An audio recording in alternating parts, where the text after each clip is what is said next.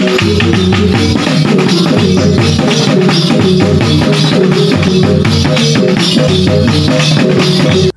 salam jumpa kembali sahabat Karir Plong Official sekalian dimanapun Anda berada. Salam sehat untuk kita semua ya.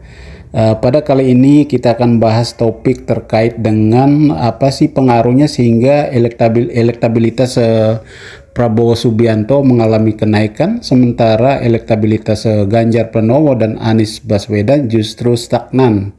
Ya, kita mengacu kepada hasil survei yang dilakukan oleh lembaga IPS yang dimuat oleh Detik News pada Rabu 10 Agustus 2022.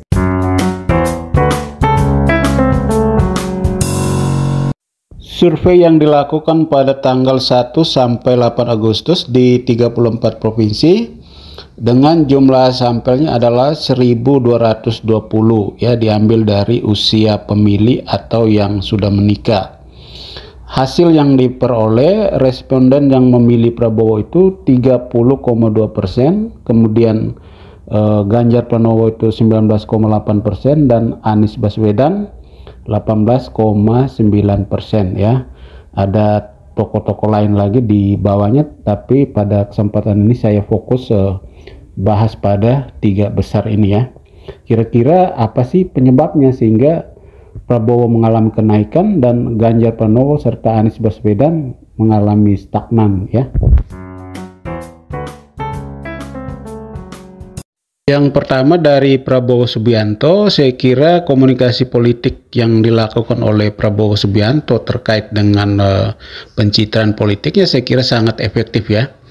Pemberitaan-pemberitaan di media selama ini ya, media cetak, media elektronik maupun media sosial memang lebih banyak adalah terkesan sentimen positif ya dibandingkan dengan sentimen negatif ya. Jadi lebih banyak berita seputar prestasi Prabowo di Kemhan, kemudian hubungan atau komunikasi yang harmonis antara Prabowo dan Jokowi, Prabowo dan Gibran Rakabuming ya. Jadi saya kira berita-berita seputar ini yang memberikan efek positif ya terhadap elektabilitas Prabowo Subianto.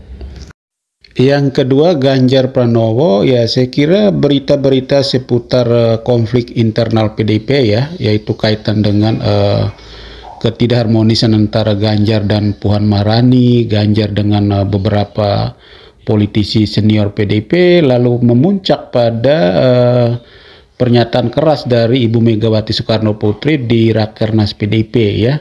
Peringatan keras kepada kader-kader PDIP siapapun dia yang jika melakukan main politik dua kaki tiga kaki atau manuver politik dan sebagainya, maka dia harus angkat kaki dari PDIP ya. Saya kira ini berita-berita seputar ini yang memberikan sentimen negatif ya terhadap Ganjar Pranowo, karena peringatan-peringatan Megawati ini memang semua mata publik itu tertuju ke Ganjar Pranowo ya.